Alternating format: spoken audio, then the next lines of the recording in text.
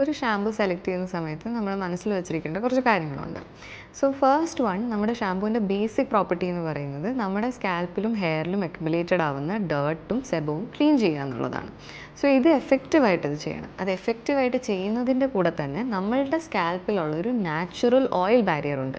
ഈ natural oil barrier നമ്മുടെ സ്കാൽപ്പിനെയും ഹെയറിനെയും lubricate ചെയ്യുന്ന ഓയിൽ ബാരിയറാണ്. ഇത് ബ്രേക്ക് ആവാനും പാടില്ല. ഇത് ബ്രേക്ക് ആയി കഴിഞ്ഞ് കഴിഞ്ഞാൽ ഡ്രൈനെസ്, സ്റ്റാൻഡ്രഫിനകത്തോട്ട് വീണ്ടും അത് അഗ്രവേറ്റ് ആയിരിക്കും.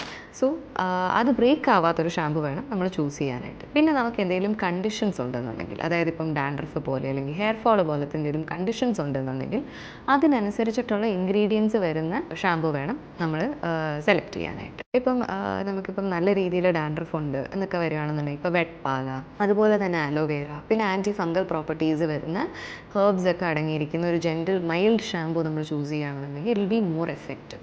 സോ ഈ ഒരു കാര്യങ്ങളെല്ലാം നമ്മൾ ഷാമ്പു സെലക്ട് ചെയ്യുന്ന സമയത്ത് we can keep in mind. So രാത്രി രീതിയിൽ നമ്മുടെ നാച്ചുറൽ ഓയിൽ ബാരിയറിന് ഡാമേജ് വരാത്ത രീതിയിലാണ് ക്ലെൻസിങ് ആക്ഷൻ നടക്കുന്നത്.